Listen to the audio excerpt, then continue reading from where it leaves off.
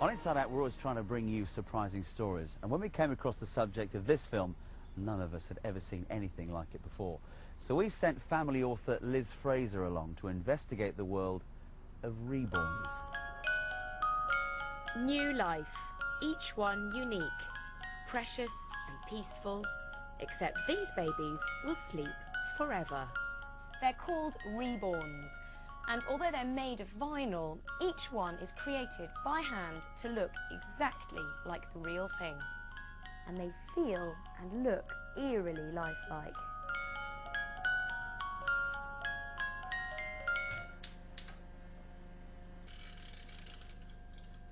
Temperature and timing is crucial.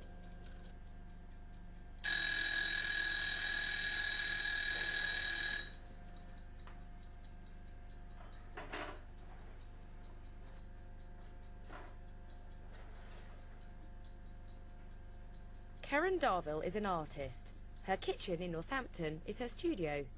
Here, vinyl moulds are transformed or reborn. I've done crochet, I've done knitting, I've done cross stitch, I've made novelty cakes. I've done a lot of crafts in my time, and they've been great. But to suddenly see something that is so unusual and so clever, I just couldn't help myself. I just had to have a go.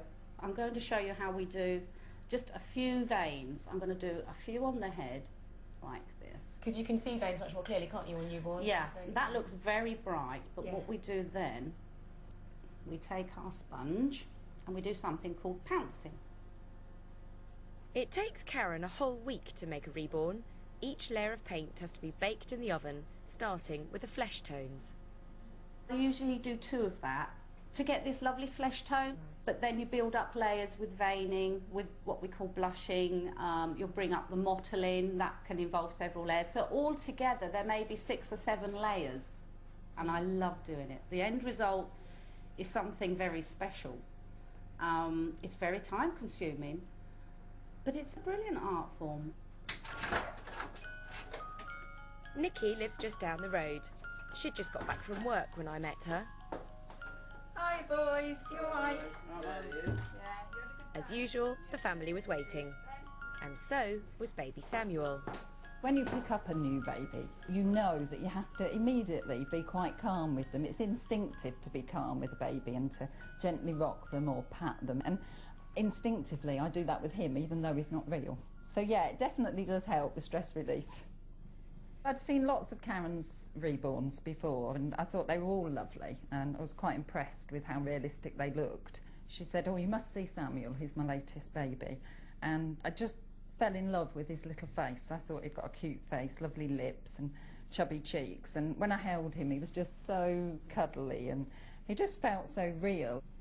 It's quite busy in my house most of the time, I have to say, and it's really nice to be able to come home and just, I give him a little hug and I pat his little bottom and all the things that you'd do with a real baby. Obviously, some people will find this a bit peculiar. What would you say to them? I have had that reaction from some people. A couple of people at work found it quite odd and quite weird. And I have to say I found it quite upsetting. I think you have to say that for some people, you know, they're just never going to see any of the benefits in it, and they will not understand why he gives me so much pleasure. So, Karen, you're now obviously working on the hair. Is this real hair that you're using? This is mohair, premium grade mohair. Wow, it's soft. It's lovely and soft. It's a lovely feel. It's just like touching real baby's hair when it's done. No shortcuts with hair rooting. It's all painstaking work. Every single one goes in hair by hair.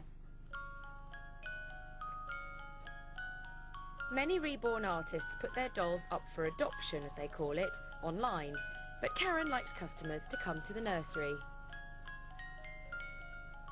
This is very much about illusion and fooling the eye. And you couldn't create that unless you created the right background for it. Of course, you can't get that impression from a photo. So they're heavy. So they're weighted to feel like babies, and then they'll snuggle in when you pick one up. Some people are never satisfied with just one. Mandy has 5 children. This is granddaughter Amber and baby Christina. She's a reborn. I've got 22, I've got another tea that I'm paying for. I started with this one, Anissa, and the reason I started was because she looked like my daughter Bethany. Mandy prides herself on spotting the very best artwork. She buys most dolls in online auctions for between £150 and £400. In just 2 years, she's spent thousands on them. Everyone that I've bid on, I've really wanted. But I do have a strategy, and I go in to win. And as you can see, I'm not bad at it. There's an awful lot of money involved. Being a single parent, I send a certain amount of money each week, as much as I can afford. Once, I think I did about 7 in a month, and then had to pay for them all. If I could have had more children, I think I probably would have. But these don't make a noise. They don't cry. They don't move. They always look pretty. So I don't know. I do love children, though. People collect all sorts of things.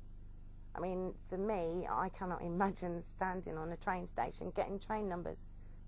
I've got something that when I've gone, my children know that it's something that was important to me. And I suppose perhaps in a selfish way, knowing that if they cuddle their doll, okay, I say doll, normally I would say baby, but I'm very conscious that they are dolls. They, perhaps on a really bad day, perhaps if they're missing me, they all know that I've cuddled that baby too. In Lil Tinker's nursery, this is the moment the babies are actually reborn. The moment of birth for a reborn is when the head is attached to the body, for me. It's actually quite a spooky moment, because up until that point, an artist hasn't seen the work put together. It is the first time that I get to see what my baby's going to look like finished. So it's quite an exciting time for a reborn artist.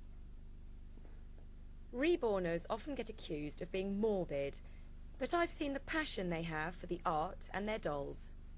Nikki has suffered a loss, but her reborn is an object of joy. I lost a baby to cot death. I'd had Stuart and Stephen, and they were 4 and 2. And then I had Samuel, who died from cot death at 4.5 weeks. And obviously, coincidentally, it is the same name.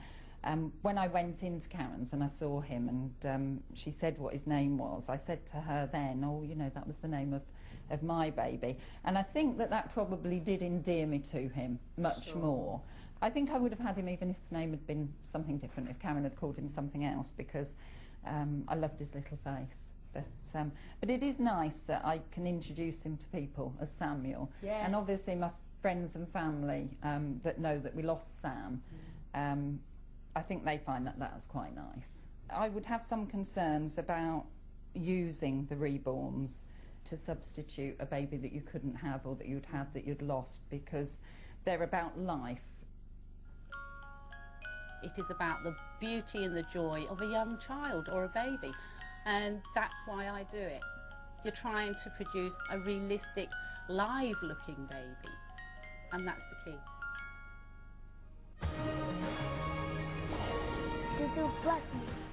Next week, hope for little George tackling his fear of dogs a year after he was savagely attacked. He still has the nightmares, you know, he'll wake up and he'll just talk about, Mummy, the dog is teeth, or it's shaking my head. The plight of the honeybee. Why are so many dying? And one wheelie bin every 2 months. Suffolk's recycling queen shows us how. I hope you've enjoyed the programme.